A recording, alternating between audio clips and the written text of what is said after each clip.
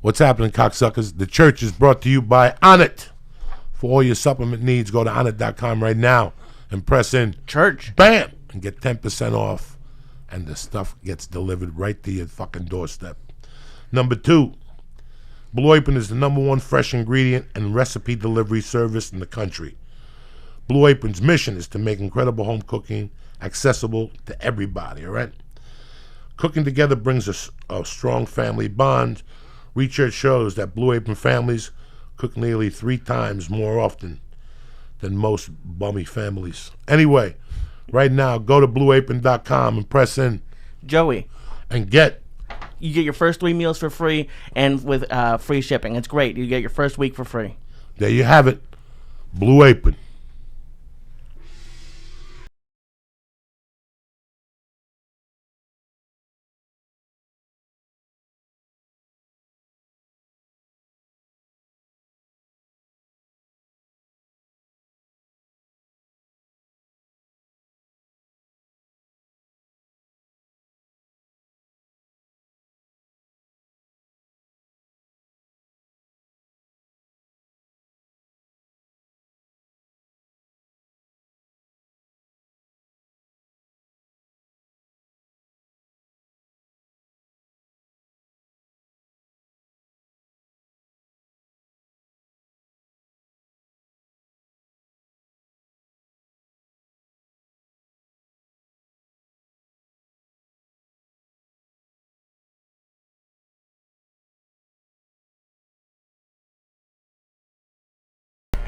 What's happening, you bad motherfuckers? Uncle Joey here, Chris D'Elia here, Yo, what's Lee up? Syatt here.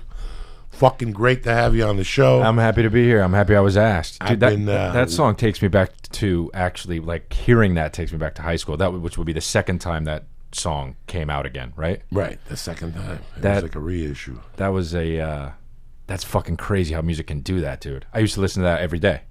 Did you like that album, the movie, when it first came out? You were all in? Yeah. No? Not you? I fainted. What do you mean? I can't see fucking needles Really? and blood. So that heroin scene, I went down. The girl on a date put a Raisinette in my mouth to wake me up, and I came back too. So I never really finished the fucking movie. It's a good Raisinette commercial. Yeah. Then I went back when I lived in Seattle, and I watched the whole thing. And now whenever it's on, I watch it. You know what? Honestly, Pulp Fiction is one of those movies, I think, that if you watch it now, it's not as good because so many fucking filmmakers and movies have copied that now it's like so annoying and old. So it fucked it up for watching that movie, which was the original version of it. Do you know what I'm saying? Yeah. Like, you'll watch all these goofy movies like this, and then you'll watch this movie and it'll be like, fuck, it's another one of those movies. You know what I mean? Like, kids would see that shit. But it was the first of its kind, right? No, it was. I thought it was great. I didn't know who the fuck he was. Yeah. And I thought it was great. Then I think I went back and watched True Romance or something. Or Oh, yeah. that came out. Yeah. He had a few movies, and they're great movies. Even now, you watch True Romance, it's fucking they're crazy. fucking awesome. Yeah. It's fucking crazy. You a movie buff? I mean, I would say no. My brother sees literally everything, but no, I'm not. How many brothers you got? I got one brother. Sister? He's younger. No sisters. No. And what do you mean he watches everything? He just watches everything. I mean, first of all, he's a filmmaker, a writer director. But so he thinks it's his business. But he also loves it. Yeah. But he'll see. I'll just be like, yo, if I want to know if something's good, I'll just ask him. Even though he fucking hates everything. He's one of those guys. But yeah. That is a weird thing with people in like the film and TV industry. Even when I went to school, like everyone, like you get there and like I was so excited to start film school. You're like, what's your favorite? Like every time you have a talk about movies, unless it's like Breathless or something black and white, they're like, oh, that's terrible. It's garbage. Yeah. What the fuck is Breathless? It's a French movie. Yeah. From like I remember that. I had the fucking VHS because I used to like love like all that. Like I was a huge, still am, John Cassavetes fan. Like I would watch all his movies and I'd watch them over and over again when I was like 23. And that movie, my dad gave me that VHS and he was like, you got to watch this one. And I never watched it just because it was it's like so black and white and so fucking one of those movies. Yeah, it's not. It's not an easy movie to watch. It's like the 20s, I would think. Yeah. It's one of the first ones. It's fine when you're learning the history of film, but like there's. I don't know. It was like made with like a Lumiere or whatever the fuck those cameras are. Right. Hit me with some Cassavetes movies. Woman Under the Influence was a big one. Tremendous. My favorite one was Husbands, which not many people saw, but I haven't seen it was my favorite one. When I was, my dad had a VHS copy of it, and I watched it, and I loved it, and you couldn't even find it back then. You can probably find it somewhere now, but it was so like it came out in like either 79 or like early 70s or something like that, or maybe 80. But it was so good. It was about three dudes. One was Peter Falk, Ben Gazzara, and the other one was John Cassavetes. And their friend dies, and they basically decide that they're like this funeral was bullshit. They didn't even say anything personal about him. So they go out and they kind of like have a night or two of debauchery, and they just don't go home to their wives. And then they end up in Paris, just kind of like being like these fucking, dudes that are trying to deal with their friend's death. And it was so good because it was so funny without being. It was just like being a guy. It was like it's exactly what it's like being a guy. I thought that movie Husbands is to me the best movie that I've ever seen because of that. Because it doesn't try.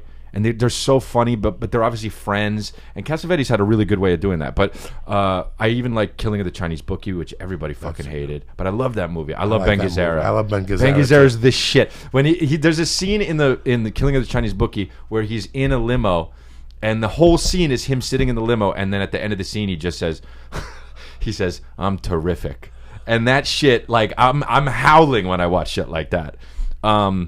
And Cassavetes was so good at that like machismo male kind of shit. That was his shit. You know, that was his shit. That was his shit. That's what he loved capturing. Yeah, he liked that tough guy. Yeah, type I loved that shit. So he was always my favorite. Did you ever see Ben Gazzara in that fucking movie with Spike Lee? I don't know. With the 44 caliber killer, where they have to go to him. He's the mob boss. He was playing John Gotti. No. Like an off-color John Gotti. In 44, in that stupid fucking movie that Spike Lee did, which I enjoyed the movie. I'm just saying that. I don't know. What is it? 44 caliber killers. That's what it's called? Whatever that dude that killed people in New York. With fucking what John the hell was Leguizamo. Sam Summer Brody, Sam? Was that Summer Sam? I saw that. Yeah, Ben Gazzara's in that? Yeah. I don't remember that. Ben Gazzara is who they go to. The mob boss that they go to to try to get his help. Oh, okay. And he's like, look at this. I enjoyed that movie. He's like, look at this.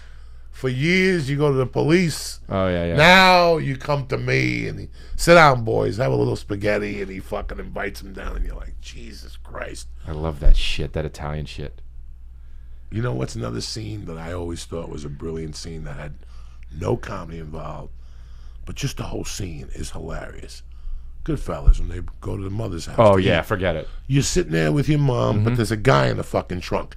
Just that alone. Yeah. That alone. And I could see, like, we got a guy in the trunk. We got to hurry up. Yeah. Fuck no. They're pouring ketchup and salt and pepper and asking her for seconds and shit. Yeah. Then they ask her for a knife. Ma, we got to borrow a knife. Yeah. You know, that whole scene. Yeah. After, like, the first time you watched it. To chop up that body. Yeah, you didn't know how you felt. Yeah. But now, if that it comes movie on. I fucking love, yeah. If it comes on, you watch that scene and go, that is fucking hilarious. My favorite movies, and this is what Cassavetes did this really well.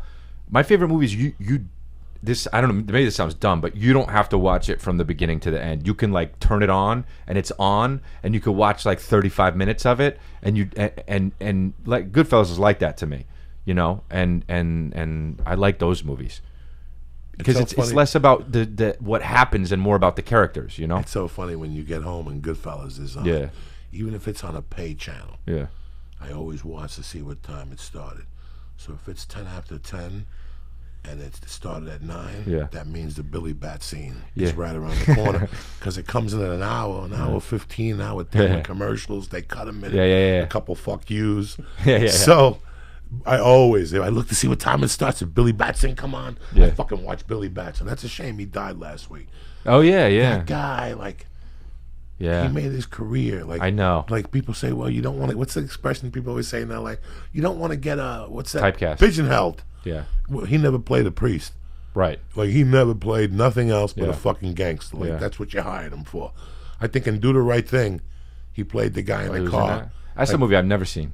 Do the Right Thing. Yeah. You never seen? It took me fucking. There was 2 movies that it took you years to sell me. Do the Right Thing was the first one that took years to sell me. Lethal Weapon. I refused to Oh, watch I fucking love Lethal. Now I Yeah, fucking love it. Why? Why didn't you want to see it? I don't know. The trailer, maybe? I just wasn't in a fucking mood. That's so I funny. was into drugs and getting my dick sucked. I was taking 12 credits. I had no time to watch fucking a black cop and a white cop. All right? And then I had a warrant out for my arrest, and I couldn't leave the house, so I had to watch movies. So I said, fuck it, this is a good time to watch movies when you got a warrant. So I went and I got fucking Lethal Weapon and Above the Law. Steven Seagal's first movie. Yeah. And I fucking, I've always loved Mel Gibson. I don't give a fuck what anybody says. People have bad nights. They say shit when they have 3 drinks. They do. They just say shit when they have 3 drinks, and that's why you and I don't drink. Because we don't want to say dumb shit out in fucking public. With a microphone in your hand. So, but I love, I loved all that shit. I fucking enjoy, I like The Godfather. Yeah. There's a lot of bad mob movies, but there's a lot of good. Well, that's what happened. Well, exactly what I'm talking about. They fucked it up. There were a few good ones, and now everybody thinks they're going to make the next fucking Godfather, and then it's just like put a bad taste in your mouth. Well, the problem was, too, The Sopranos was just that good. Yeah, it was so good. The Sopranos took it to such a level that they explored every avenue. Yeah. So even if you were to write something now, what are you going to fucking write? Look at these humps. They're getting together to do another mob movie. Yeah, that genre is so it's done. It's done. It's done. They can't sell it. Yeah. And every time I get an audition and it says Gino, Rocco, I just turn it down. If you're still talking about because Gino, it's going to be bad, or done. Yeah. It's done. Yeah. It's done. It's done. So that's the fucking thing. But I'm a movie guy too. And I like the guy movies. I like Cassavetes, that killing of a Chinese baby. Yeah, I loved that movie. Jesus, I haven't seen that in like 10 years. And it was just on about 2 or 3 months ago. It was on late night on HBO. Really? Somebody had it on late night. Yeah, I have all those DVDs, man. What made you into stand-up? I just always assumed I would do it. Since you were a child? Yeah. I always like... My dad tells a story where when I came in the room, he was watching a Jerry Lewis movie, and I walked in the room, and I was playing with my toys, and then I looked up, and I saw him being goofy and just being silly, and I stopped, and I looked at him, and my dad, registered that I was watching him, and I said... And then I turned to my dad, and I said, "Hey, Dad, is that that man on TV, is that his job?" And he said, "What do you mean?" And I said, "Is his job to just make people laugh?" And my dad said, "Yeah." And I said, "Huh?" And I said, "And he makes money? And he makes money doing that?" And my dad said, "Yeah. As a matter of fact, he makes a lot of money." And then my dad said, I went like this, "Huh?" And he was like, that was the moment where he knew that I registered, oh shit, you can do that. I wanted to do that because I was already a cut up, you know what I mean? Even though I was a little kid. But yeah, I never imagined I wouldn't be a stand-up. There's a scene in Nutty Professor. Yeah. When was the last time you watched it? I mean, so long ago. Next time you get a minute, there is one scene in a Nutty Professor when he goes to the psychologist's office, and he goes in. I don't remember. Oh my God, Lee! And he goes in with a suit he's a fucking nutty guy. Right. The only thing I remember is the working out scene. Yeah, he's like, but now he's smooth, good looking. He's got a fucking tuxedo. He's smoking a cigarette. His nails are done, and he goes in to see this guy, and he goes, "Doc, I got a problem or something. I think I got 2 personalities." And the guy gives him something. The guy says something to him. He goes, "Doc, the last time somebody told me that, they gave me a bill for $42. He goes, the guy goes, "What'd you do?" He goes, "I gave it to the other guy and told him to split the bill, 21 or something stupid." Yeah. But I fucking died. That's the only part I like of the fucking Nutty Professor. I don't even know if I like that movie or not. It's probably so dated though now, right? You know what I wish they would fucking do and that they don't do anymore are the Naked Gun or the Airplane movies. Those movies to me, nothing funnier. And they don't do them anymore. They don't know how to do them. I know weren't they trying to for a while? Well, they try. They do the version of it now is the scary movies, and shit, which is just different. It's not even the same. And but the Airplane movies and the Naked Gun and that shit, I don't know. I feel like people think that's corny now, but fuck that, I love it. Even Cannonball Run. Oh yeah, the first one. The second one was corny, but the first one was good. No, they've forgotten how to do that. We were watching Lenny Bruce before the show. Yeah. To stand up, you got a camera. I put it on you. You watch a fucking stand up. Yeah.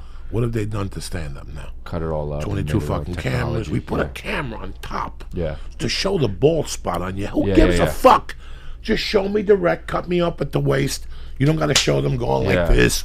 They can hear Yeah, it. yeah. We've just Not to moved mention on. the fucking cranes are so distracting when you're on stage. When you're on stage, They're that crane in so the middle. distracting. You don't like you probably don't think about this at home, but like when you're on stage and there was an eye line on my last special where I was looking at it like where I always look this way, and I didn't realize that I've been doing the act for a year and a half, and I didn't realize that was where the crane's going to be, and it's just so fucking distracting. It fucks you up sometimes. And for the audience too, because then like Yeah. there's a crane in the And it's audience. so bright Yeah. too when you do a special. Where'd you do yours? Your last one? Chicago Where? at the Zanies. Oh yeah. And the other one, Rosemont. Oh yeah. Rosemont. Yeah. I like Zanies Rosemont Yeah. a lot. They're blue collar. Chicago's awesome. Yeah, the one downtown I bomb. Really? I go down there just to eat a bag of dicks at Zanies down there. They just stare at me. The one in the fucking suburbs, they bring knives to stab themselves to stop laughing. You know, the one down there is like a I fucking. can't imagine you bombing. That's no, hilarious. it's a fucking nightmare. There's some clubs that. Yeah, it's weird, right? Like maybe it's the room or some shit. There's some clubs that I think at first I used to go, you know what? It's me putting shit in my own head. It's me going, I don't like that room. There's some rooms that you just fucking die at the wall. Something is not. I still don't know. I've done stand up now. It'll be 11 years coming up. I still don't know sometimes. I don't know if it's because who's that? The Seinfeld. That's like it's never the room. It's never the audience. It's always you. I just don't know if I believe that. I don't know if I believe that. Maybe it is true, but like maybe sometimes you bomb and you're like, I think it's the audience. How is it not me? How is it me at this point? I've done this for so long. Do you know what I'm saying? What do you feel? I don't know if for example with comedy movies, not even stand up. If you go on like an opening night, like I saw Borat opening weekend with a packed theater, and I was dying. It's gonna be bonkers. People were falling out of their seats. Right. You watch Borat at home, whatever. Well, it's not gonna be like that, and it's sure. not as funny. It's just so I don't know if maybe like some rooms, I don't know, maybe the people in one area were bad, so then everyone around them in a 10 table radius gets weirded out, or maybe there was a lot of traffic coming in. It's a weird. There's a lot of external things that because I've seen Joey do his act hundreds of times, and it changes, but I've seen it in succession, and there's different nights that go better than like we had you changed the set a little bit, but you did the first show and the second show, and the second show for the special was a lot better than the first show. The first show was just a fucking nightmare. So it's a really. First show. You put a lot of dude. I had the first show on my last special. It was a nightmare, dude. And I was like, "What?" I literally afterwards was like, oh, "My career's over." I thought so too. It's so dumb to think that, but like you do in that moment. I had the mic was cutting out and shit, and I was like, it was one of the first times where I was like yelling at people, like in my career, where I was like, "What the fuck? Who can I yell at for this?" Like I'm yelling and shit. Yeah, and then the second one went well, and then when I rewatched them, the first one, because the mic was cutting out, I had this energy where I was like, "No motherfuckers, not today," and we used a lot of that shit because it was way better. Way better. So you never know, but yeah. And it was interesting. We had one of our friends watch the set, and I think they said something to the effect of, and it might have even been the last one, where the crowd isn't that as into it. Mm-hmm. You like the way you told the jokes was a lot more like the way that you had prepared it. Yeah.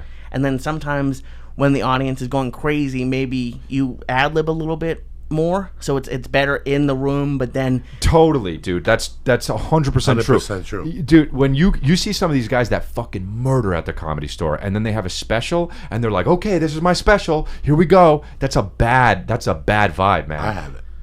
Really? Because here's the thing. Here's the thing that you got to. That I think like comedians have to realize is when you're doing your special, you're in the room and it's the energy of the room that's feeding to this moment. But you have to remember that people are gonna be watching this shit here. They're gonna be fucking. There's close-ups of your face. So if you're amped up doing this shit, it's not gonna read at home. You're gonna look like a fucking asshole. I remember thinking that because of something I did.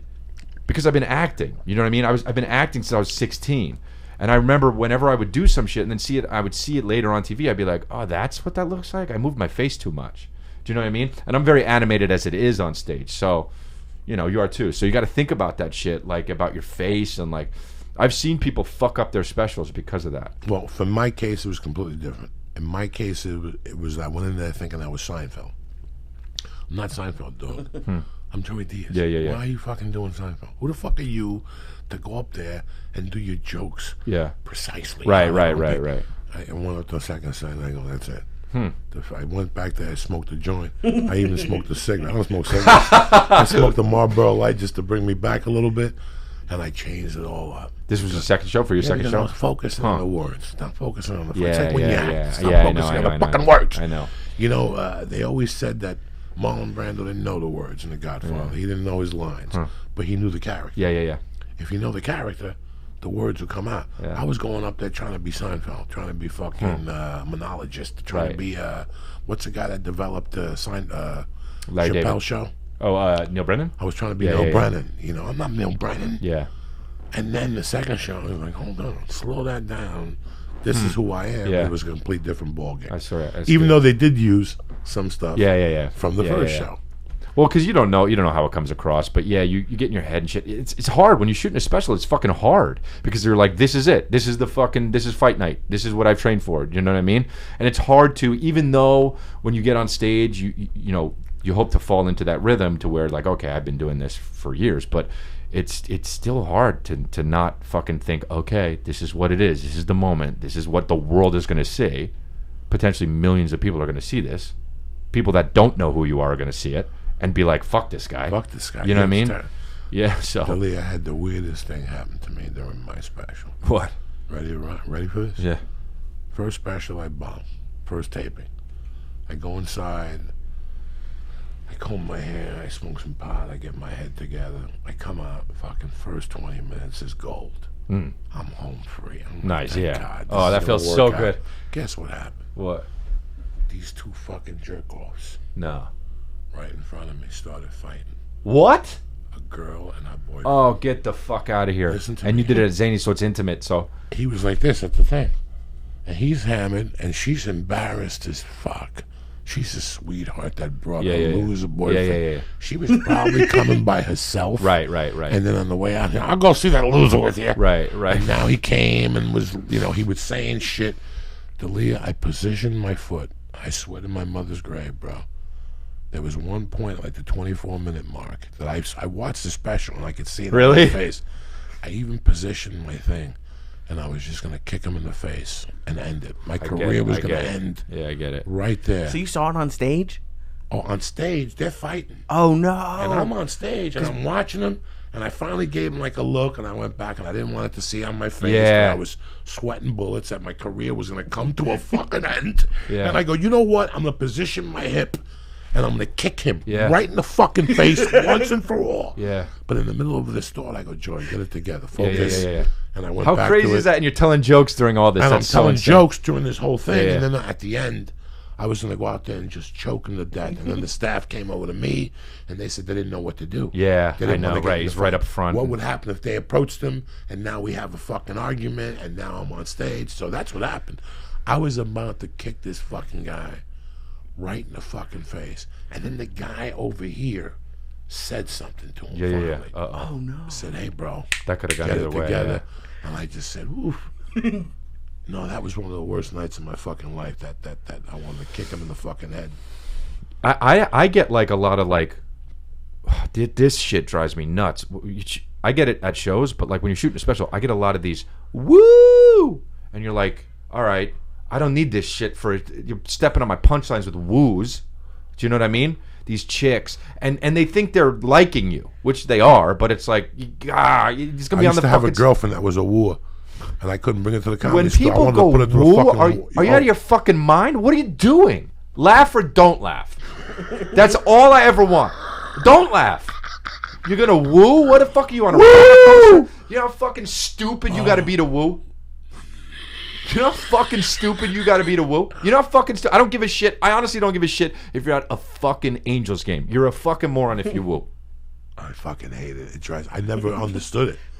I never got it, so I never got the memo on Have the you had woo. whistlers at your shows? Like the people can do like I can't even do the it. Thing, yeah, that like or whatever the fuck. Right. But the thing about that is, at least that's only going to be in the beginning. Okay. You know, nobody's going to do that shit. If you do that shit in the middle, I'll fucking walk out and strangle you. But I'll get my openers to fucking do that shit. I get my opener to come on stage, I'll walk out and strangle you. But like, yeah, the woo thing happens like every fucking 4 minutes sometimes. Oh no.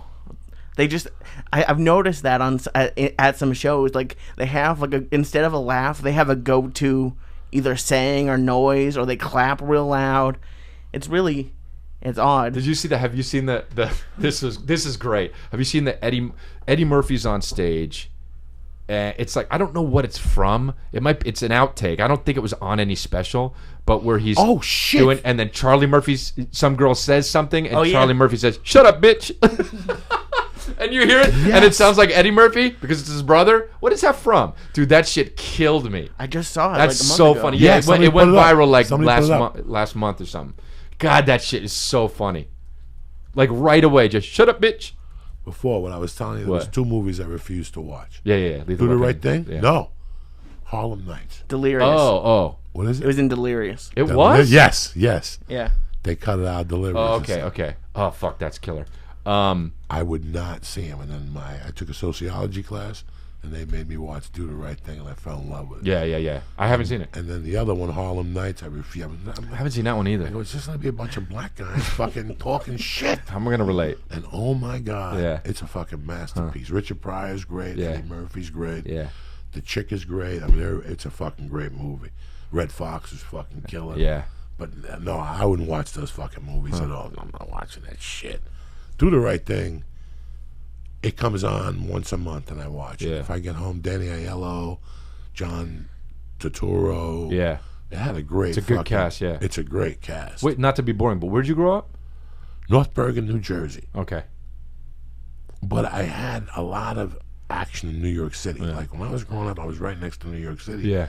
So I was there half the day. Right. So to get drugs, you got to go to all those fucking crazy spots, and you just can't get drugs. You got to buy a slice of pizza and park the car. Right. So I got to see all those places in Brooklyn and the Bronx. And Yeah. so when I watched Do the Right Thing, it just taught me how, where I came from, it's 19 different nationalities talking about one another. But at the end of the day, they make it work. Yeah. That's what Do the Right Thing's about. About a black guy going into a liquor store that's owned by a Korean. Yeah. And he tells him, I want batteries, and the guy can't pronounce batteries, Right. so he goops on him. But at the end of the day, everybody gets along, you know. I was in shock when you said you were from Montclair. Yeah. I know. Mom, dad, everybody? Yeah. Well, my mom is from Newark, and then my dad's from Queens. Damn. Yeah. And how they end up in Montclair?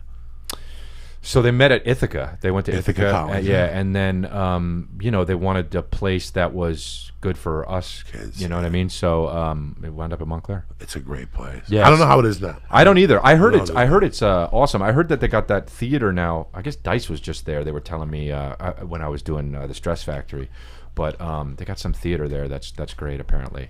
But it's Montclair, Upper Montclair. They got fucking great houses, man. You can, I don't know. Back then you can get them for a price, but now I don't know. No, you're in no fucking. Yeah, probably danger. not. I used to play flag football out there. I think I played like 5 games because who the fuck is gonna get up Sunday at 8 in the morning? Yeah. When you're 19, and those are the worst days. You play flag football. You get up Monday, you think like you got hit by a truck. Yeah. But there was a guy that was 5'8", and he was like a middle linebacker, and he sold cars, and he was very sweet. And we used to call him Black Sam. That was his name, Black Sam. Turned out he was Sam fucking Mills. He ended up playing for the New Orleans Saints, and he ended up being the smallest linebacker of fucking all time. 5'8". That's hilarious. Middle linebacker. Dude, that's crazy. Crazy. We were playing flag football with him. He's Wow. like us. That's funny. Did you have a flag football? Where did you play flag football? There was something in Montclair, like a stadium, and there'd be 4 games at once, like a park. So there'd be 4 games at once, just a bunch of 19. You know, it's a men's league. You put 2 flags. The line you could tackle, but you can't use your hands. That's you funny. know, When was this? Like what year? This is 84. Wow. This wow. 84, That's- 83, around there, 82. But how and I know this is so like, this sounds so, I don't know how it sounds, but like the fact that you were there in '84 playing flag football, and I was 4 in the same fucking town, and now we're sitting here doing this fucking podcast. That I think about that kind of shit. That trips me out. Like, that's so wild how people fucking connect, and they were right next to each other, and now they're buddies and shit. Rogan hangs out with Eddie Bravo. Eddie Bravo's got a black belt, black kid, nicest kid in the world. He makes his living telling people he's Brazilian, and he makes fun of him, and he talks Brazilian. Eddie Bravo's black? No, his friend. Oh, the kid. Gotcha. Kid. Okay, yeah. I was like, what the fuck? We're talking one day. When I came from Cuba, I got beat up at Central Park. Yeah. My mom put me in karate. His father was my karate teacher. No, that's fucking... That's 50 fucking years ago. I'm 54. That's insane. That's 50 How do you fucking even years. figure that out? We just started talking. And Wow. He goes, well, how did you get into jiu-jitsu? Yeah. My father was a karate teacher. Really? Where? New York City? Where? 90th Street on Upper West Side on Amsterdam. Are you fucking Mr. Orange? Yeah. Oh, No. shit. How do you know my dad? I walked in there when I was 5 with a black eye. Wow. And he fucking took me and made me run and punch the bag. And That's crazy. so those type of connections are the weirdest So fucking weird. ones.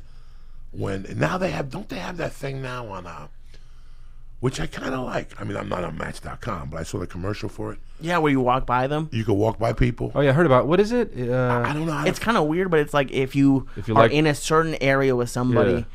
and maybe I didn't use Match, but it's probably like if you're in an area with someone, and then you also both like certain things, like similar things, maybe they'll tell you. It's called. They're ripping off Craigslist. It's called Misconnections. Misconnections, right? Yeah, that Misconnections on Craigslist shit. Craigslist. Yeah. I don't know if anyone ever found anybody, but there's a section on Craigslist where it's like. Yeah, people have definitely been killed on it. You for were sure. in Starbucks today wearing Yeah. a yellow hat, and I wish I said hi. Yeah, but yeah, and people have met on that for sure. Though. Have they But really? Yeah, because that was like a big thing. Like, what was it, like, I don't know, 8 years ago, 9 years ago, where people were making fun of Yeah, before the social media came out, yeah. really. Yeah. So what made you get to stand up at the age of 25? Yeah. Why so late? Well, okay, I think it's this. Like, I always wanted to do it. That was always the goal. But I just figured, and this is really stupid now that I am a stand-up. I know this.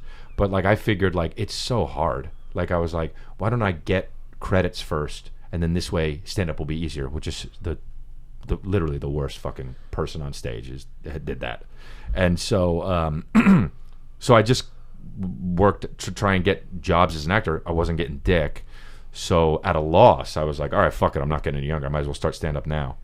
And then I was like one show in, I was like, oh my God, I wanted to do this. I want to do this forever. So weird. But and I wanted to do it forever, but also I started when I was 25. Like, how old were you when you started? 29 or 30? Yeah. So I can't 28.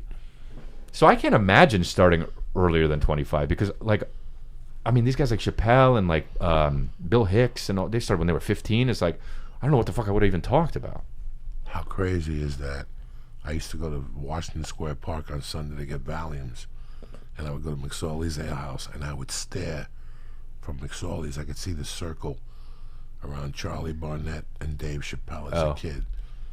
Wow. I told Dave that, like, Really? 20 years ago when I first met him. I go, Dave, I used to watch Wow. fucking Charlie Barnett till this day is one of my fucking comedy. The guy that he studied. Yeah, at yeah, the no, I know who he store. is. Yeah. He was, when he was on Miami Vice, I thought he was fucking hilarious. His stand-up was Men's and Men's. You know, they still have tapings of him at Washington Square Park online. Yeah. And it was pretty funny, just the fact to go to a park and do that shit and run around and talk to different people. So Chappelle used to do that? Chappelle would be there opening up for Charlie Wow. Barnett as a 14 or 15-year-old or something. That's fucking crazy. Now, did I know he was Dave Chappelle at the time? Right.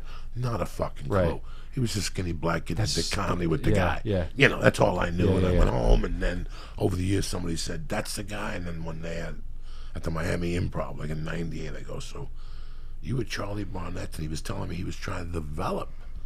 They were trying to develop something with Opie. Whatever his fucking name is, about Charlie Barnett, but I guess it went. So what would they do? What would they do? They would like stand, like they would be out at the, Click it, Lee. Charlie Barnett, Washington Square Park. like You're they'd gonna stand die. on a table or some shit. They would stand in the middle of a circle Oh wow! under a fucking like little bridgey thing And just talk shit. talk shit in front of 100 tourists That's wild. and ask for dollar bills or whatever the fuck they did. Really? Yeah, I've never seen this. I heard about it though. Yeah, dude. Somebody's got to do a documentary about this thing. Yeah, this is just brilliant.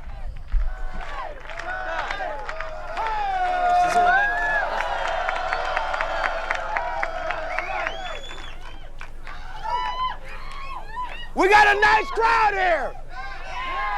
I love a New York audience. I mean, look at this crowd. We're in the Village. I love the Village. We got a nice mixed crowd. I mean, look what we got. We got white folks. We got black folks. We got Puerto Ricans. Puerto Ricans. Puerto Ricans. We got a lot of fucking Puerto Ricans. But I'm not gonna fuck with the Puerto Ricans, man, because y'all born with knives. Right? You'll cut me up and I won't even know what you're saying. Mira, que sin epa. And when you finish, you go, que pasa, bro? Because I got into a fight with a Puerto Rican kid and I was winning. I was bouncing around like Sugar Ray Leonard. I was bam, bam, bam. He was only about that tall. Then all of a sudden he went like this. And I was surrounded by a small Puerto Rican family of 4,000. I like everything, man. Let me borrow it, okay? Dude, this is fucking amazing, dude. I like pocketbooks. I love pocketbooks. I like the way white women walk with their pocketbook when there's no Negroes around. I don't see no niggas. And you know what else I like about New York? I like the way different nationalities go to work. Everybody goes to work different. For instance, Caucasian businessman. I need some white people glasses. Look at this. White people glasses. Right Is there, this a special right or there. they just taped it? Yeah, what is this? They're like cutting the audience and shit? Damn, you can't see shit. I can touch my dick. How do white guys go to work? They got their briefcase. I can walk just like the white man going to work. Watch this, white guys.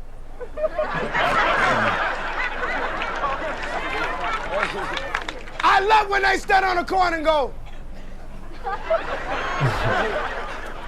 And how do black folks go to work? We be talking about, fuck it, I should get there by payday.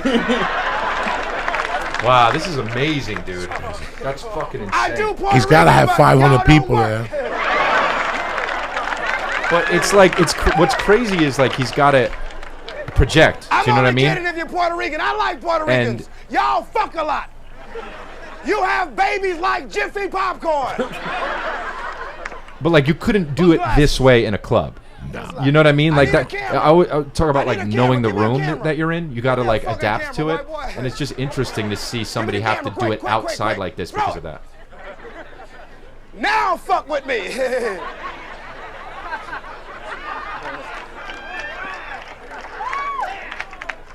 You're Japanese or Korean? Oh, you all look alike. Don't worry, I'll be talking about niggas in a minute. In a minute, you be going, oh, nigga funny now.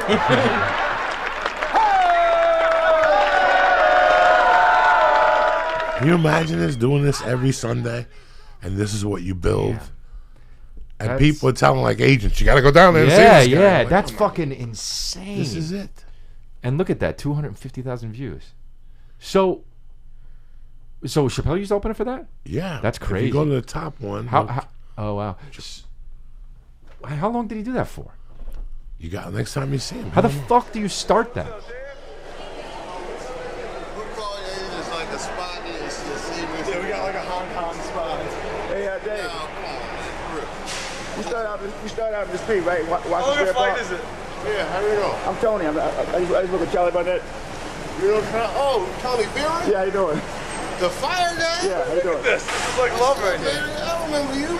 Yeah, but You and Albert and everybody. yeah, because I remember I went back to New York. I saw you in the bout, and I was amazed. Yeah, you and what's his name? They used to ride the unicycle. That was The it. Bronx. Unicycle? Yeah, in Washington Square Park, man. I watched this Chris. We're on Britney NYU. Spears. You know, I do pap. I quit drinking and smoking, so I do pap work. It gets me high, you know. And Really? they said you were here, and we're on Britt's coming in right now. Britney Spears, she'll be in about 20 minutes, but we didn't care. You want to come meet her? We didn't care. You were coming in, and I had to get you. How long a flight is it from Hong Kong, man? Good seeing you, man. I don't know if you're paying attention. Do you burn up before the flight? You burn one before the flight or no? How about the other guy asking the stupid fucking questions? Yeah, How long is the fucking Google it? Yeah. He was the greatest. Undisputed champ. Hey, no problem, man. I know you guys gotta make a living too. Hey, you mind? I just need a little privacy. I'm just gonna run in my car. Okay, next day, man. How to get you, man? Huh. Yeah, so he was like a young kid, and he'd go up there. I don't know the exact story. Yeah. But I remember being up there, and they're like, it's not just him. He's got a couple guys with him, and then years later. How, to start that, to create that in Washington, was it Washington Square Park? Yeah. It's just crazy. Like, I know. You know, there's a couple guys that could do that. I could never do that, go outside and do comedy. And I've seen, like, I grew in Boston, they have Faneuil Hall where they have street performers. I've seen a bunch of street performers, and they all have, like, I think a lot of them are amazing. They do juggling. Yeah. They have a lot of acts, but I've never seen anyone do stand-up. yeah, no, I haven't seen it. No. Yeah. Now, the other guy goes down there. Isn't there a guy in Venice Beach? For He stand-up? does stand-up? Yeah, Really? for Really? years. Collier. His name was on there also. Huh. Because he was like a big-time Venice Beach guy for fucking years. He would come to the store, and he'd stand outside, and people would walk and say hello to him. He wasn't a TV personality. Yeah. He had just been at Venice Beach for so many fucking years. That's, wow, that blows my mind. You know, I left the store for 7 years. I woke up one day and I go, this just isn't for me anymore. I've been coming here 6 days a week for the last 7 fucking years. You know, Mitzi's great to me. I stopped going to the store. There was some shit going on down there. I just said, before this blows up, Right. I'm getting the fuck out Right. of here. And I just went on my way. And And what'd you do, by the way? Where'd you go?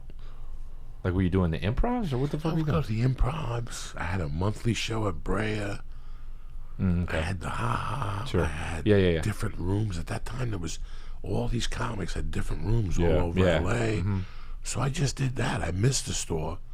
And then I started, Jamie called me. He goes, come to the Laugh Factory. And that's the first time I would talk to Ari. Ari would always tell me about you. Wait till you see him. You don't like him.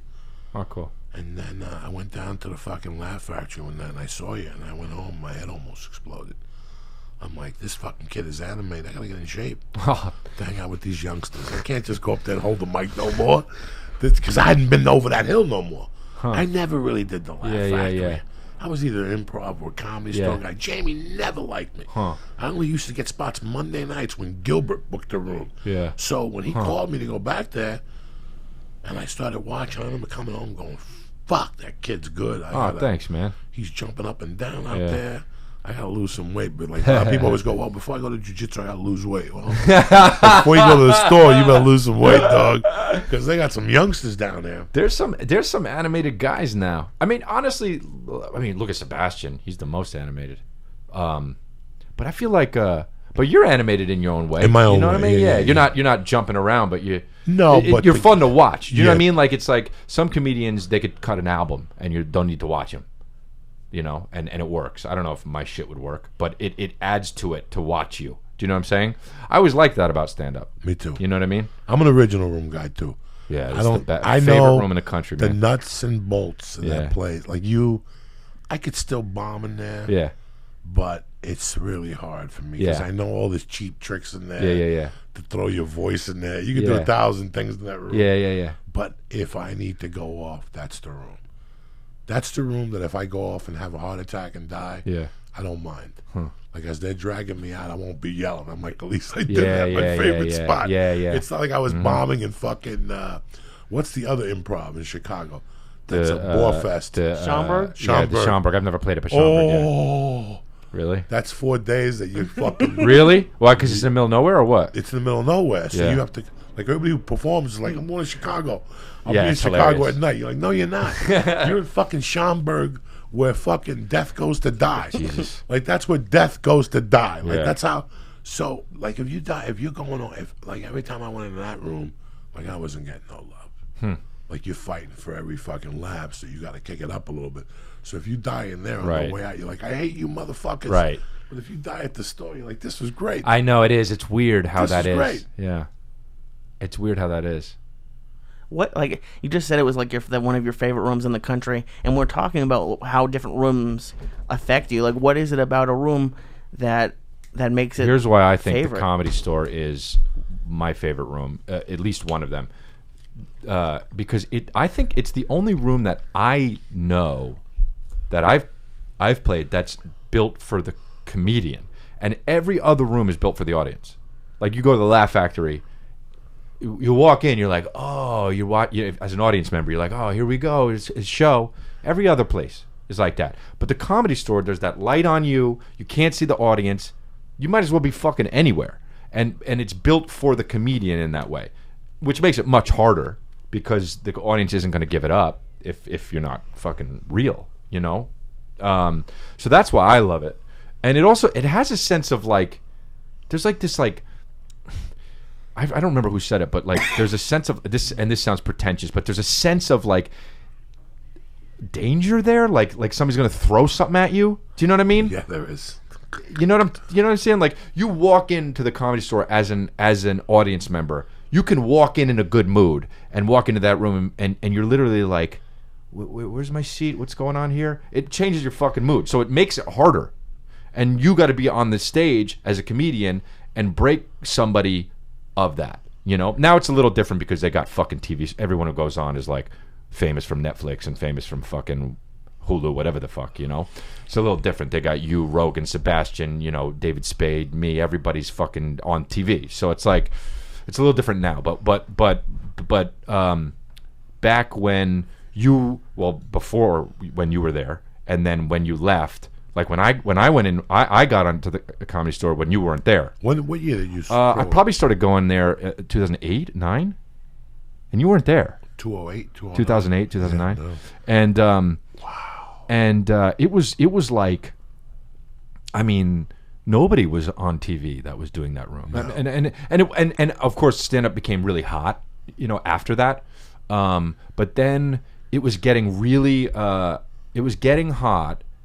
And then we started getting like good fucking comedians. Not that the guys weren't good, but we started getting guys that were recognizable, but also like, you know, like you guys came back, you and Rogan, and then Jesselnick would come in, and you know, and just guys that we weren't getting because there was a weird vibe there, you know, which is probably the same reason why you fucking left. And then it wasn't that vibe anymore. And, you know, Ali Wong and just the people, and Sebastian blew up and shit like that, you know? And then it felt like it became a brand where it's like, you know, almost like how Def Comedy Jam is. It's like, oh yeah, I'll watch that. It'll be funny.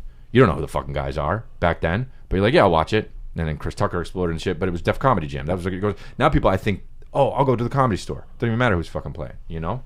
But it wasn't like that. When you were gone, it wasn't like that at all. I mean, there were Friday nights where there were 30 people in the audience. Yeah, that's how it was when I was there, too. Yeah. It was no different. Yeah. These numbers now are tremendous. Yeah. The reason why I don't go to the store a lot, let me tell you why, Chris. Now? Yeah, let me tell you why. Why? Can't work out. Yeah, I know. You gotta go in. You gotta go in between two murderers, and you gotta bring your A shit. Yeah, I know. So it kind of hurts that I have to work hard on Friday, Saturday, and Sunday because that's the people paying to come see you. Right. But the store was. I know. It was really, there was a fucking charm to it. Monday nights was 90 people. Thursday there was 10 because it was a Black Tuesday. Mm-hmm. So the white comics would even call in. They're like, why would I go down there to get muscled? Right. You know, I'd always call in because I knew Mitzi liked coast to coast guys. Mm-hmm. Mitzi don't like, well, give me Thursday early. Right. And Friday at midnight. Right. Mitzi, bonk. Yeah. Mitzi, all she wants to see is Sunday to Sunday. Yeah. That's what she wanted to see. So when you called in, you had to take the Tuesday alarm. God damn it. Right. 8 people had to leave the Union, which was filled with chicks. Somebody was giving out blow. Yeah. I got to run over to the store to do a 15-minute spot for 8 fucking people. Yeah. But you needed the $15. Yeah. That was extra 15. So Wednesday was 60. Thursday was 75, 80. Yeah. And then after midnight, 18, strong till 2. But I loved doing that, man. I loved doing it. I loved doing that shit. I would take those fucking 12:45 spots when I was coming up. They were the shit. There was nothing like that, man. And now you don't do those anymore. You don't do those anymore. You certainly don't do them in that room anymore. But you're not going to play. You're I going to would. put you. No, I you would. would. I would. You would, but they're going to give you the 10:30 spot. But You know what I mean? let me tell you something. 13 people. Yeah. At 1 in the morning. Awesome. When they've listened to every Yep. fucking joke in the Yep. world. They've already heard the Kardashians Yep. 8 times. Yep. They've already heard Copernic Yep. didn't get up. They already Yeah, heard yeah. about the Rams. They heard about the Hurricane Elma. They heard about everything.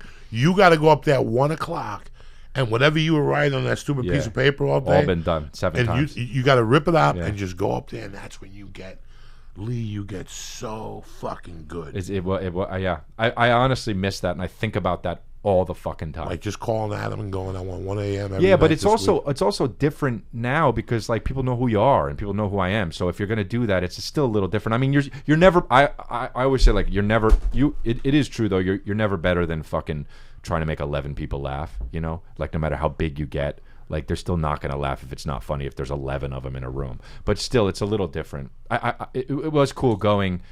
It was cool going, knowing that those 11 people at 12:30 were thinking, "Who the fuck is this guy?" And now, even if 3 of them know me from whatever, you're not gonna get that anymore. Do you know what I mean? But there's nothing like whipping 11 people up into a fucking frenzy. Jesus Christ, I love The it. best. Sometimes it was 4 people. 4 people, and they're dying, and you're Yep. dying, and at that point, you just take the chair, sit on stage. You're like, "Fuck it, let me just sit and Yeah. talk to you guys." I saw so many. When I first started at the Comedy Store, I used to be kind of scared to go down there some nights because I never really knew what was going to happen. Like one night, Dave Tyree threw a bottle at Joe. Oh Jesus! Another night, I was up on stage. Some girl walked up and said, "Take your dick out." And I go, "Before I take my dick out, you show me your pussy on stage." And she goes, "Okay." And Friday night, 12:45, original room. She Holy pulled shit. her pants down to her ankles. Oh, she had and pants then on? people started clapping. Joey, take your dick out. Ay, ay, ay. I had to take my nutsack out. Bobby Lee and Rogan on the side throwing money at the stage because Bobby was on Mad TV. Yeah. Meanwhile, I told the chick, "You can't pull your pants down. Right. You gotta leave them down until I pull my dick out." Jesus So Christ. she's sitting up on stage with her pussy out pierced, with the piercing out like it was nothing. Yeah. Were you talking about your dick or something? No, nothing. I Yeah, just it's walked just up so on stage. fucking insane. She was hammered. Yeah. She was with her boyfriend, and if you take out your dick, take out your dick. I'm like, take out your pussy, bitch.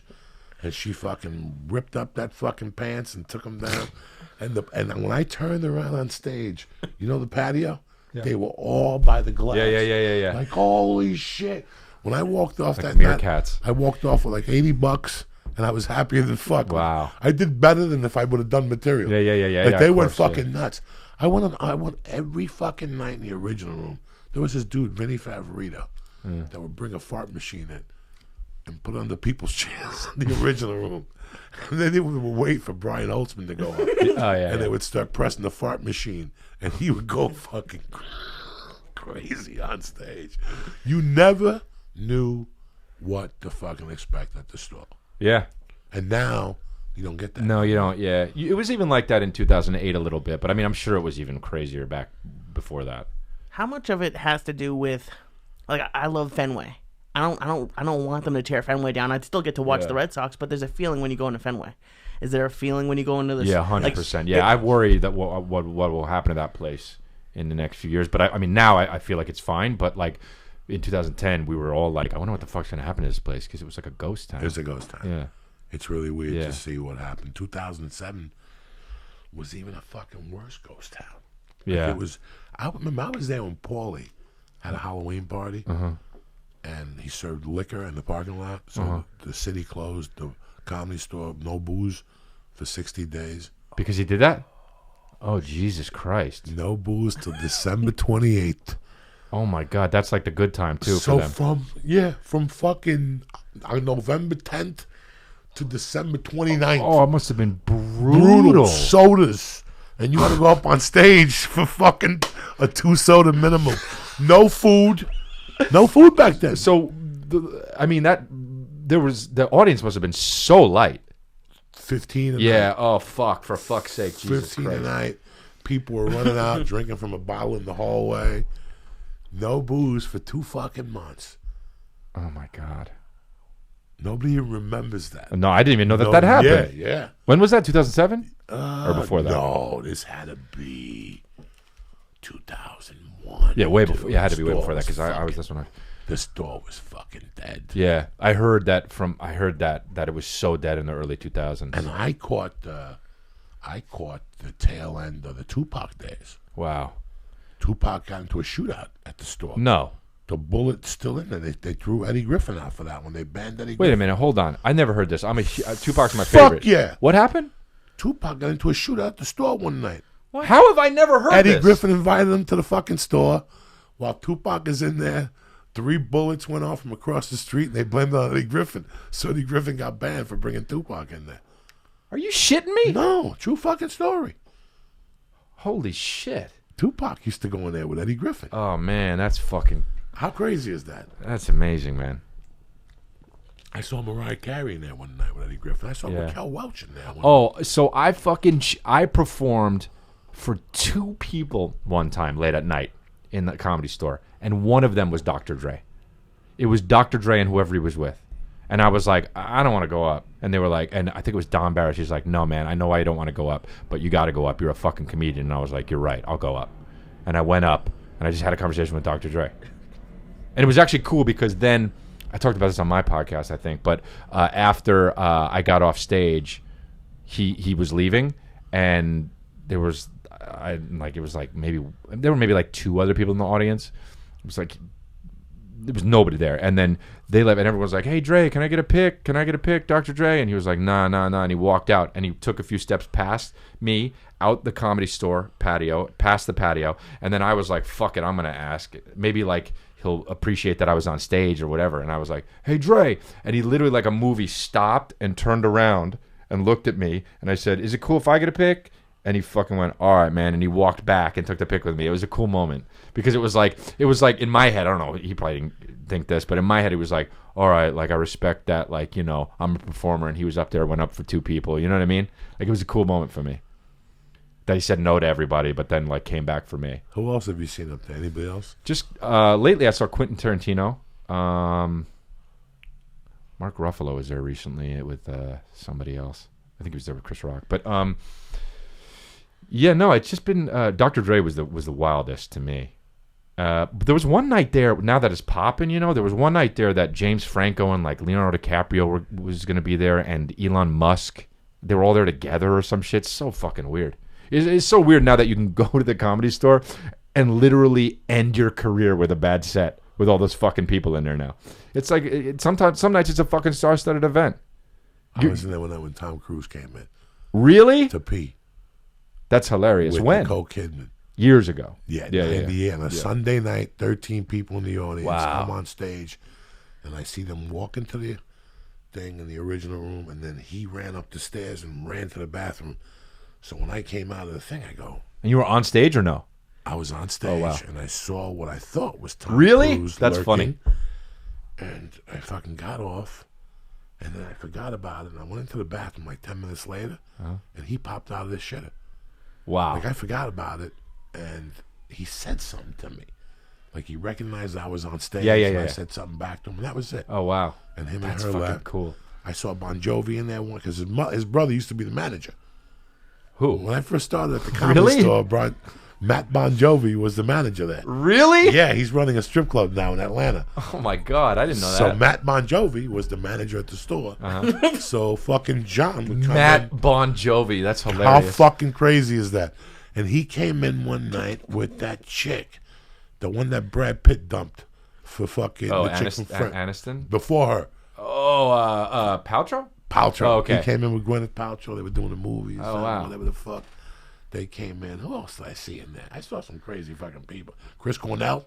Uh-huh. Wow. 1998, sitting in the corner with a hat on, not saying a fucking word. Wow. Who was this? Somebody was there recently. The guy from the Chili Peppers used to always go. Always the singer. Always. Anthony Kiedis. Anthony Kiedis. Yeah, it's fucking weird, the people you see up there. Oh, one time I got off stage and this dude with a cast on is like, bro, you're fucking hilarious. Are you fucking... And I'm like, this fucking asshole. I'm like, thanks, man. And I look and it's Shia LaBeouf. And I'm like, oh, shit. I'm like, what's up, bro? Thanks. my attitude changed. Such a fucking fake Hollywood moment. But I'm like, get this fucking guy out of here. Oh, you're in Transformers? What's up? I'm surprised to hear you guys because you've been here in LA for a while. I don't think you get starstruck anymore. But is it like exciting to perform for these people? Sometimes. I mean, like I said, when you go on stage, it usually morphs into just another show because that's what you do. But like, yeah, sometimes like I remember when Dr. Dre was just like 4 people in the room, but like Quentin Tarantino when he was there, I was like, oh, I want to do well because he's in there. You know what I mean? Or even if it's a comedian that like if Chris Rock is in the room, you're like, I don't want him to think I suck. Do you know what I mean? Right. Yeah, I can understand Stuff the comedian like that. one definitely. But I don't know. Oh, you know what? I had a meeting once. This is so weird. What fucking happens in Hollywood? Like, I had my agent called me. This was years ago, and they were like, "Hey, you. So Francis Ford Coppola is doing a new project. They don't know what it is yet. It's like a really long script. They might do a miniseries. They might do this and that. They are interested in Italian Americans, and Francis Ford Coppola's guy wants to meet you and kind of like see what you're all about. So I went in and I met with this guy, Fred somebody. He like produces a lot of his movies. So I met with this guy. We were talking about stuff. We just had a conversation. No reading, no nothing. And he was like, okay, cool, bye. Then I get a call. Okay, so Francis Ford Coppola wants to come see you perform. And I'm like, are you fucking kidding me?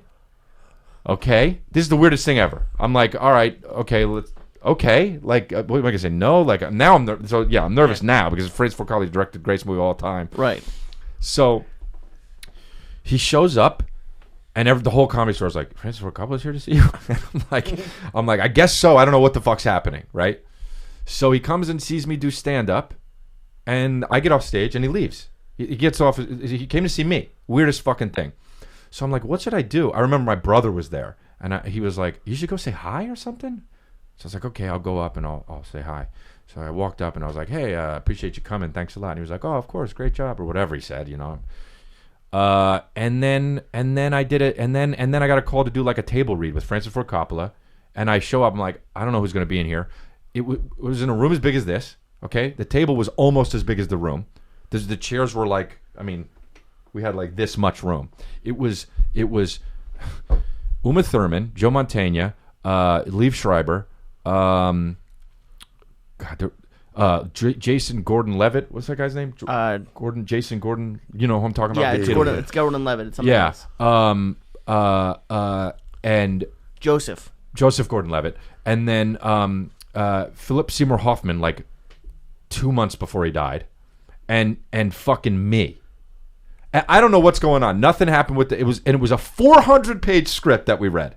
It took 8 hours, and I'm sitting there with all of these stars, and I'm like, this is amazing. But by hour 5, I was like, what the fuck is happening? Like, this is it was so, and everybody, and I was playing like all the ancillary parts, like that were like all the parts that were like, yeah, I'll meet you over there, or some shit, or like pizza, you know, basically these parts, and it was so wild, man. It was all day. There was a break in the middle of it. It was like a break where like we're eating pizza and drinking a Coke, and it was just it was crazy. And then Francis Ford Coppola signed bottles of wine and gave them to us. I gave it to my dad. Did you get the part? No, because it never became anything. It was just like one of these things that like all these Hollywood elite and fucking me. It was a weird. It almost feels like I dreamt it. Like, why the fuck? I still to this day have no idea how I got involved. Have you ever walked out of a room and said, "What the fuck just happened"? Like in a Hollywood yeah, way. Like just, I mean, that was one of those, but it was. What about going to the store, getting hammered till 2, doing drugs, smoking pot? You have a call back at 10 in the morning the next day on Sunset and Western for a fucking stupid Travolta movie. You get there, and it's Travolta.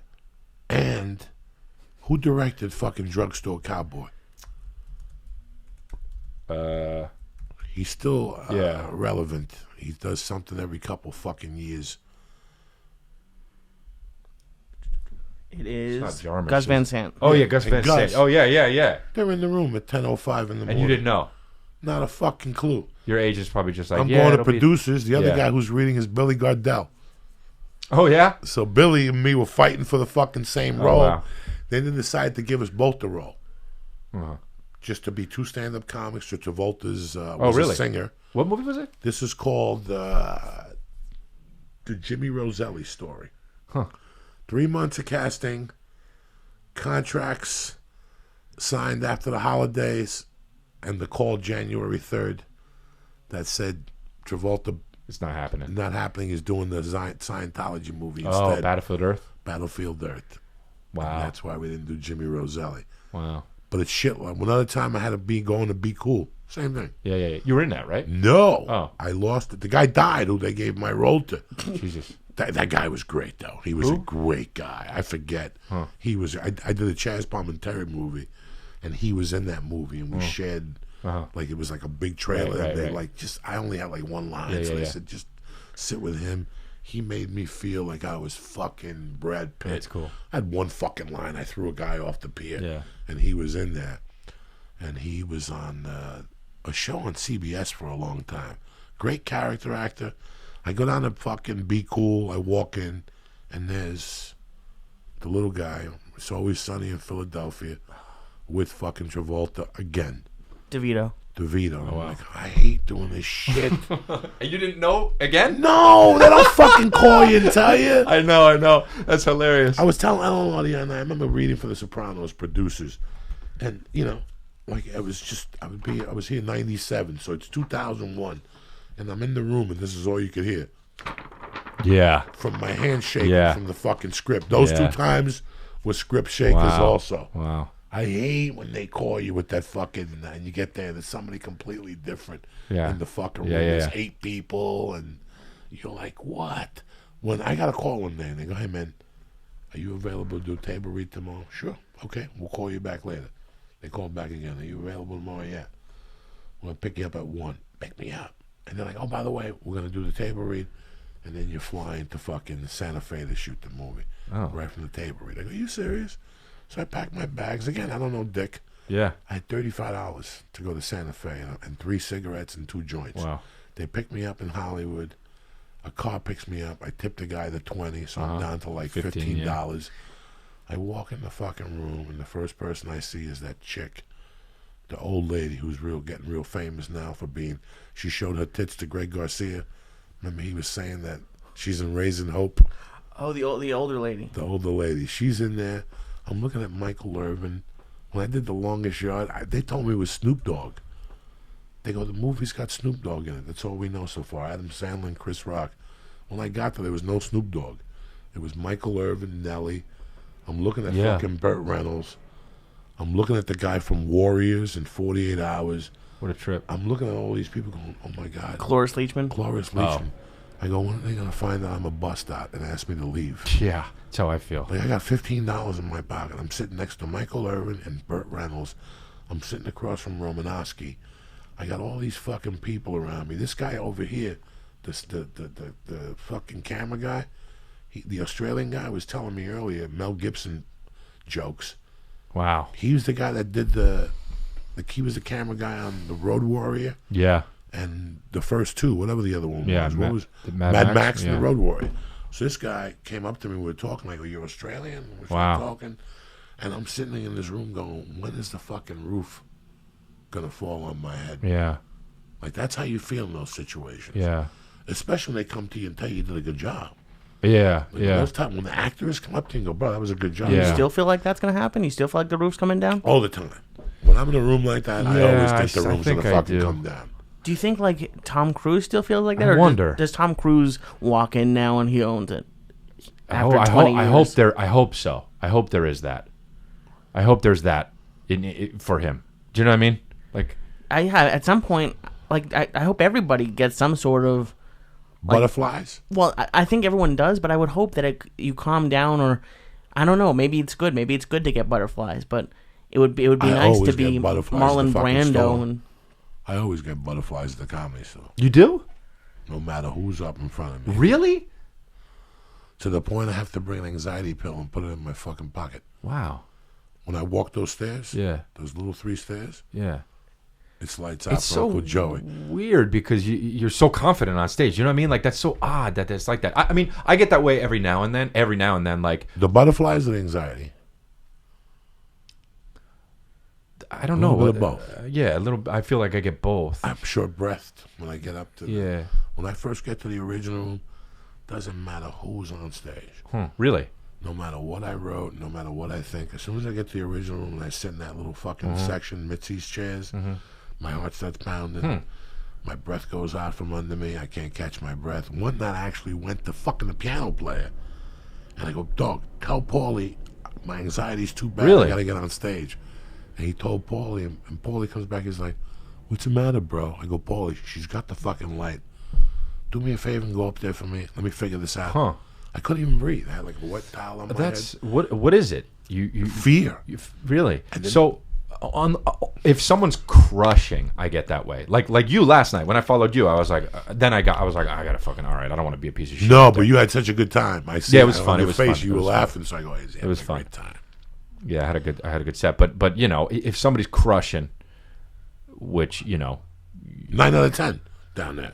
yeah, Especially right, with the I lineups know, now, everybody's I know, crushing. I know. Whether it's I'm either Ali following Ron, you or White. Ali or fucking Yeah. Bill Burr or fucking Sebastian. It's like you got. So now I get it more often than I used to, but not if they're not crushing. If they're having a fine set, I'm like I'm good. No, I'm dying back there. Even that. If you're Yeah. bombing and getting booed, I'm more scared than you are. Like I'm back there going, my son, Yeah. Chris. You know what I'm saying? Yeah, Like yeah. I'm worried about you. Yeah. Plus I'm getting anxiety. So now, even last night at the store, I went up and Ali Wong was doing great. Yeah. I caught the first minute that I was up there. My heart was pounding. Yeah, that's My funny. stomach was growling. Yeah, And shit. I did that too last night. But also, I often don't watch the guy before me because I got to be in the hallway. I don't want to have to watch it and then think things and then go up with a fucking mood. I should just be, you know. Tommy told me, the old manager of the Comedy Store would tell me, like, you should be in conversations with people before you go on stage. And I was like, dude, I think he's right, because like I wasn't thinking I'd be just talking and be like, oh, okay, I'll go on stage now and just bring that energy. Yeah. I like to get fired up. I like people to fire me up a little bit. You really want me to do well? Do something that aggravates the fuck out of me. Like, don't, if you like, let's pray for Joey to bomb, don't aggravate me. Bring me like ice cream and shit or a sandwich. Yeah. But like, if you want, like, text me before I go on stage, I'll fucking go up there and blow that room apart. Like, do something to me I don't like. Like, I'll never forget. You don't like getting texts? Is that what you're saying? Yeah, I don't like none That's of that hilarious. shit. That's why I disconnected the thing. Like, I'm Oh, done. wow. And it's funny. One night in San Francisco, I was bombing, and I saw Rogan and Red Band had matching phones. And I'm like, these motherfucking faggots. And I went on stage. I was so pissed at them for having matching phones. Rogan's like, what the fuck happened to you? I go, you motherfuckers. You got matching fucking phones. I can't get pissed off. That's Before, funny. like, if I get pissed about something before I go on stage, that's it. That's it. So I Yeah. I like the talk thing. I Yeah. like when somebody brings it out of me. Yeah. Like when somebody says something to you that gets you pissed Yeah, off. yeah. I like all that Yeah, shit. that fuels you to be funny, sure. Yeah, especially if you're that kind of, you have that energy anyway, to where it's like almost feels like you're arguing. Do you know what I mean? When Yes. you're up there. Yes. So that's good for you for sure. I could see that. I gotta yeah. tell you, man, you just shocked me tonight, because for a comic of 11 years, you have great maturity and composure up there. man. thanks, At man. 10 years, I wasn't doing what you were doing. Not at all. Really? Not at all. Oh, thanks, man. I didn't start doing that till like 17, 18 years. Like, you had me fucking fooled. I Oh. thought you started when you were like 18 Yeah. and just hid up in Encino till you Yeah, were fucking yeah. 24 Yeah. up Yeah. at some Greek restaurant hosting or some shit. You have great fucking composure thanks, for man. that, man. Thank you. Where'd you get the name Man on Fire? Is that your favorite movie like me? So yeah, no, I do love the movie, but the reason was because of I've always had this like notion where, ever since I was a kid, about how like you could be so, like, sometimes you walk into a room and you're like, all right, this is my fucking time to shine. Like, whatever the fuck you're doing, you walk into a cafe, feel that way. You're like, I'm gonna walk into this cafe and it's gonna be I'm gonna be the guy in the cafe. I'm the fucking guy who walks in this cafe and the cameras are on me. This is all in my head. But I walk in, I order a fucking sandwich, and everybody knows I'm ordering a fucking sandwich, and this is fucking, I'm gonna eat the sandwich, and this movie's about me. That's just what sometimes, and then you realize nobody gives a fuck. They're all ordering their own shit, and they're all fucking and so I came up with this thing where I would be like, you're not fucking, who the fuck, I'm not Denzel Washington, like I'm fucking Chris D'Elia, I'm just some guy. To somebody else, I'm some guy. And so the whole idea of like, you're not the man on fire, you're just the fucking guy who's going to get a bagel or whatever the fuck, was funny to me. And so I thought, what's the funniest movie to do that with? And I thought Denzel, it's got to be a Denzel character because it made me laugh. And then I was like, oh, Man on Fire is great. And then one night on stage, I just said it. I was like, you're not the fucking man on fire. And I was like, I think that's it.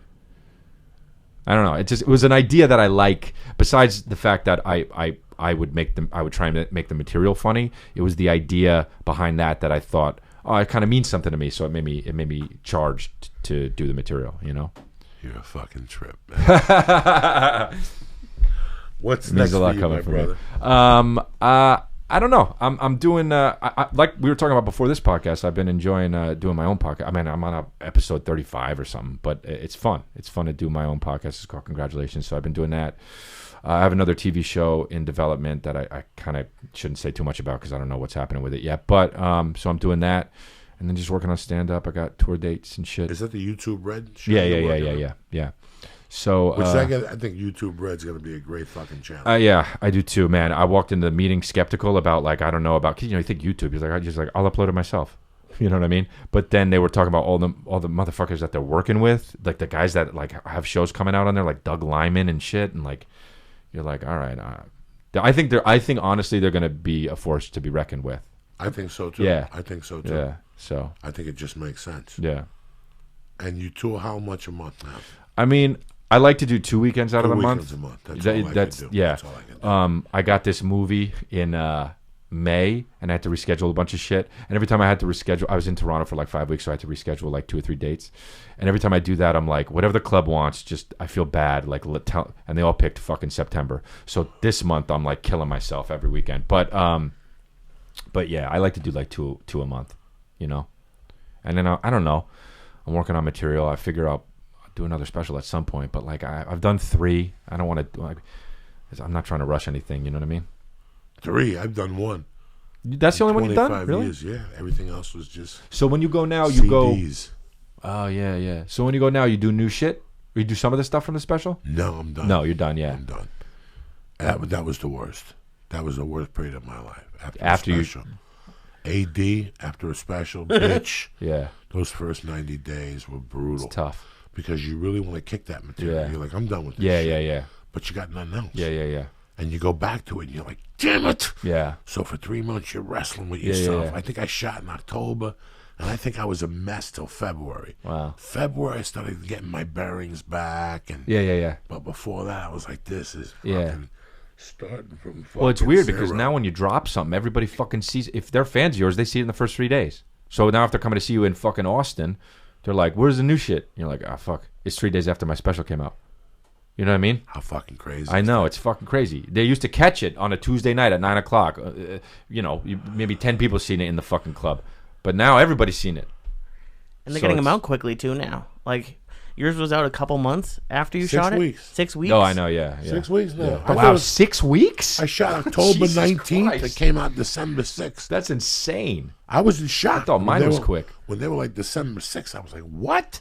Wow. Yeah, they started fucking editing that night. Yeah. Like as soon as they fucking, they just started editing that night. So yeah, I would assume like comedians used to have a lot longer to build the next hour because it had to get edited and then broadcast or in the movie theater, and that can take up to a year sometimes. Yeah. Yeah, I'm thinking next time to really write like an hour 45. Right. And then do 50. I did that. Keep 30 and go, at least I got something.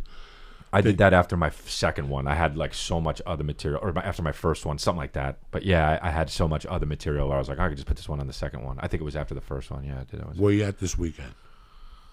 I'm doing colleges. I'm doing Philly. I'll be in Philly and Dallas, but then I'm in Charlotte, North Carolina. Next weekend? Like in 2 weekends or something. Yeah. So you got some time. Yeah, I got finally. Yeah. Good for you. Yeah, man. yeah. And how was the movie you did? It was good. It's actually called Life in a Year. I think it comes out at the beginning of next year, but it was Will Smith produced it. It was with Cara Delevingne and Jaden Smith and Cuba Gooding Jr.'s in it and me. a cool movie. For You like Sony. doing movies? I mean, that was a drama. Okay, So which is cool. I like those. Yeah, I love doing it. drama. I just want to do if people are like, don't you want to do comedies? And you're like, I already do the best version of that. I do stand up. I do what I think is the funniest shit already.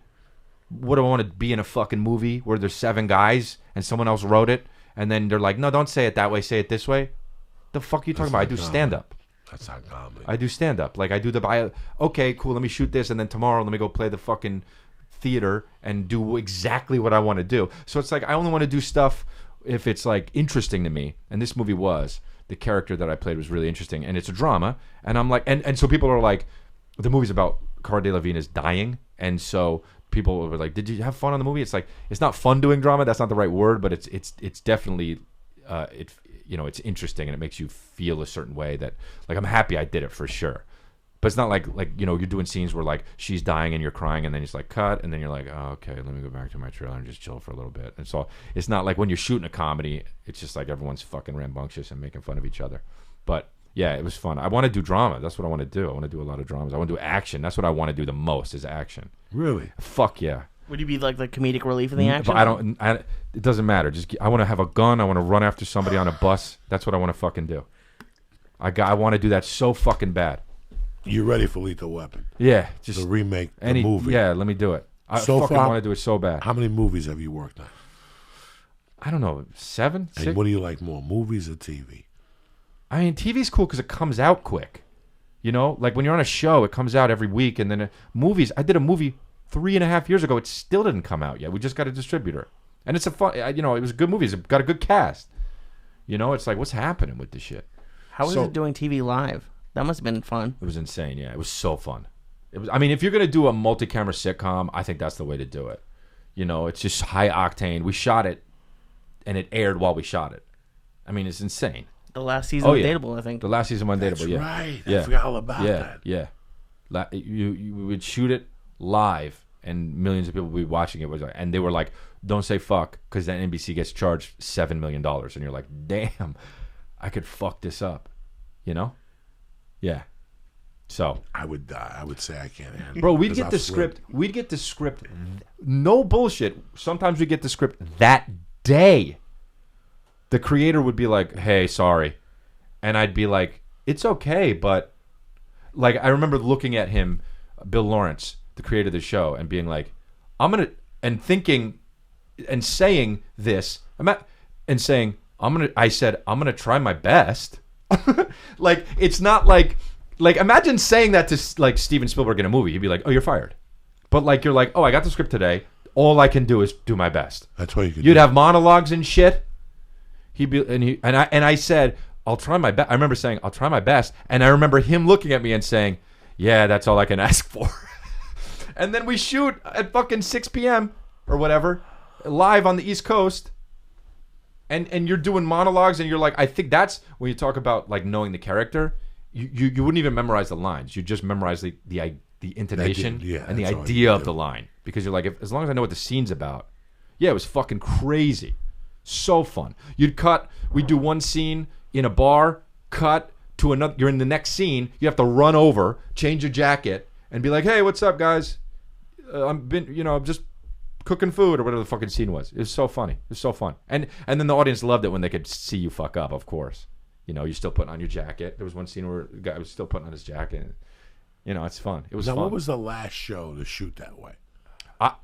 When you were shooting, I know they had a drop history of you. Yeah, I think the last one that did it, and I don't think they didn't do it. They didn't do every episode, but I think the last show that did it was that show. Remember that show Rock with Charles S. Dutton? Yes, they did. I think they did 1 or 2 episodes like that. Right, 30 Rock did too. Right, but that was not a multi-camera live sitcom with an audience. Oh, go. But okay. yeah, like ER did it too, but that's our drama. Didn't Desi Arnaz do that shit? Oh yeah, way back then. Yeah, that's how they did it. The honeymooners and shit. I think that's how they did it. That's right. Because I heard a story one time that was Ralph's main thing. That the honeymooners would be on TV, and he would never have the last scene, or something crazy. He would run to the bar as the credits were rolling, and fuck with the bartender. Oh, gotcha. So that was. I wasn't sure if that was why. That I wasn't sure before I said it. That's why I wonder if they said, well, you guys are going to be in the elite history of TV shows. I know Ricky Ricardo did it. He had 3, because he started the 3 camera shoot. Oh, really? Yeah, if it wasn't for Ricky, was the one that said, why is there only one white guy with a camera? Oh, really? Let's put 2 more white guys and get the party started. Why aren't we fucking sitting here? So I know he had to be a 3 camera. I don't know what the Honeymooners was. I think the Honeymooners was 1 camera. And Maybe. stuff like that. Chris, man, I wanted to have you on here for a long time. I think you're a interesting little motherfucker. Thanks, man. No, I appreciate you. I always wanted to do it. Fucking make me laugh my ass off. Yeah, well, likewise. I went down there early last night because I just saw the thing that Chris D'Elia. I go, let me go down there early. There's nothing I like more in the world. Like, nothing pisses me off more. When I get really high, I go down there an hour and a half early and those back seats are taken. Oh, yeah. My fucking blood pressure boils. Do you understand me? Because nobody knows that I just want to go back there, sit, and if I could have a beard and a hat and like a fucking really, really 800-pound fat body, I would just sit back there at night because I don't understand if people know how much fun it is just to go back there sometimes. Like, I love it. And I'm a comic. It's hard for me to watch specials and to watch every fucking show you're on. Right. But there's nothing that makes my dick hard like when they call and go, you got a 10:45, and I go, perfect. Yeah. I'm going to take the baby swimming. I'm going to go eat dinner with them, and then I'm getting the fuck out of there. That's cool. I'm going to sneak into the store with nobody seeing me. Yeah. I used to sit all the way in the back. I used to not sit in Mitzi's chairs. In the back, like in the thing? Yeah, I used to sit back there and have really pisses. That's way funny. Before you got there. Yeah, One time there was this chick called Lemaire. Lemaire was Mitzi's hair chick. Jesus. So one day Mitzi goes, you want to be a comic? Come to the store. So they passed her. Lemaire was 50-something when she became a regular. But she was all patched up, head to toe, with plastic surgery. Oh, Jesus. It was all rubber. Her face didn't even move anymore at the store. And one night I got really fucking stoned. And I just went back there, and I'm sitting in the back, and she's on stage, and when you get stoned, I become your act. Like, that's the difference. When a comic gets high, and I go to see D'Elia, if D'Elia intrigues me, now I become D'Elia. And I'm on stage, and I'm cheering for D'Elia, and I'm cheering for her. But she says this line. She goes, come on, people. Everybody thinks I do plastic surgery. I swear to God, I have never, ever, ever done a bit of plastic surgery. And in my reefer, dull, I go, that's bullshit. Like, just without even, I would never heckle another comic. That is the most disrespect. But my mind didn't even connect. And she's like, who said that back there? And me and Tommy and a bunch of other comics were fucking howling because I didn't even realize I had said it. I just fucking, but that's it's the reaction. That's why, because I was in there so deep. Like last night I was watching Allie, and I think who else? Renazizi. And then they said, he ain't coming. You're running late. Do you want to go up? I go, all right, I'll fucking go up. I didn't even think you were going to show up. I thought, whatever. Yeah. But that's one of my favorite things in the world. That, to me, is how I learn comedy. I just sit back there. I watch 3-4 comics, and I abandon ship. Sometimes I don't even care if I go up. Sometimes I'm happy I didn't go up. I just went to learn. That's cool. And I always pick up a little something. That fucking night, you were talking about that little fucking hole at the on the airplane.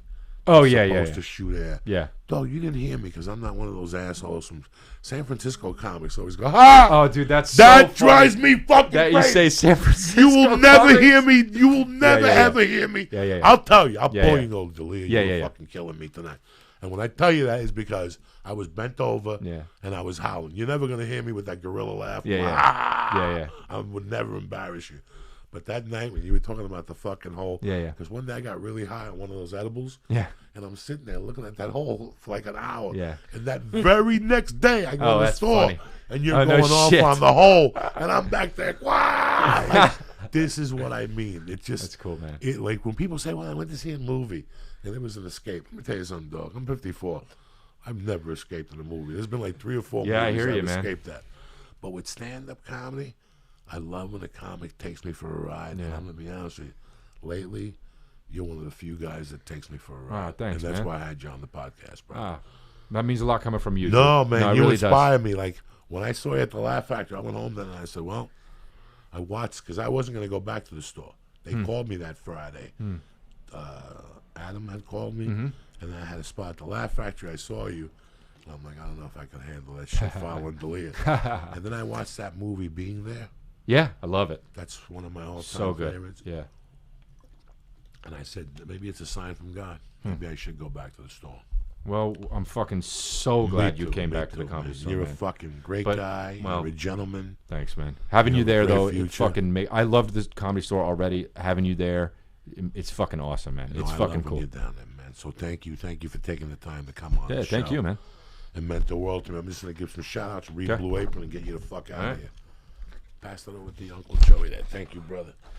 First of all, my girl Cleo, the One by One podcast, the Cobra Cats podcast. You're fucking doing great. They were voted the best of Austin. Oh, very nice.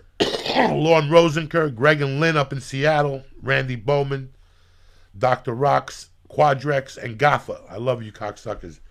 Don't forget, I'm at the Pittsburgh Improv next weekend, the 28th of October 1st. Where you at next weekend, Bubba? Charlotte in 2 weeks. Charlotte. That's North a good Carolina. fucking yeah. club. Yeah, I the like Comedy that Zone club. is awesome. Yeah. I love that place. Let me talk to you people real quick about Blue Apron. I'll get you the hell out of here. Like I said at the beginning of the show, it's the #1 fresh ingredient and recipe delivery service in the country. Their mission is to make incredible home cooking accessible to everybody, okay? For less than $10 per meal, Blue Apron will deliver seasonal recipes along with proportioned ingredients to make delicious home-cooked meals. Choose from a variety of new recipes each week, or let Blue Apron's culinary team just surprise you, just like that. Woo! Recipes are not repeated within a year, so you'll never get bored. Customize your recipes each week based on your preferences. You don't like broccoli? We won't send you broccoli. Blue Apron has several delivery options, so you can choose what fits your needs. And there's no weekly commitment, so you only get the deliveries when you want them. Each meal will come with a step-by-step, easy-to-follow recipe card and proportioned ingredients that can be prepared in 40 minutes or less. Who's better than you? You get home tired, bam, 40 fucking minutes you're eating. Blue Apron has a freshness guarantee that promises every ingredient in your delivery arrives ready to cook, or they'll make it right. Amazing customer service. Amazing customer service. This week's menu, soy glazed pork with rice cakes with bok choy and marinated green beans. Skillet vegetable chili with cornmeal and cheddar drop biscuits. That's just a few. Go to blueapron.com right now. Check out this week's menu, and I'm going to give you your first 3 meals for free with free shipping by going to blueapron.com/Joey. You're going to love how good it tastes, how good it feels to create incredible home-cooked meals with Blue Apron. That's blueapron.com/Joey, all right? Blue Apron, a better way to cook. And don't forget Onnit.com for all your supplements, whether you got Shroom Tech or fucking Hemp Force Protein or Strong Bone, they're there for you. Go to Onnit.com right now and press Church. BAM! And get 10% off, bitches, delivered right to your house. I want to thank Chris D'Elia again. Thank you. I want to thank my little brother Lee Syatt. And I want to thank you fucking savages for listening and for being family. Like I said, I'll see you next week at the Pittsburgh Improv. Also, thank you very much for the donations for my niece. She's up to 17 grand. You guys, I can't ever repay you. So thank you very much. I'll be in Philly next weekend visiting her at the hospital. So thank you for brightening up her spirits and whatnot. She even called me the other day and said, fucking the Flying Jew donated. I said, Lee's a bad motherfucker. Thank you for listening. I want to thank my brother, Chris D'Elia. Chris, where can they find your dates at? ChrisDelia.com. That's fucking easy. Yep. Love you, motherfuckers. Have a great weekend. Stay black. What did we decide on? The OJs. Oh, shit. Happy Rosh Hashanah to all the Jews in the street.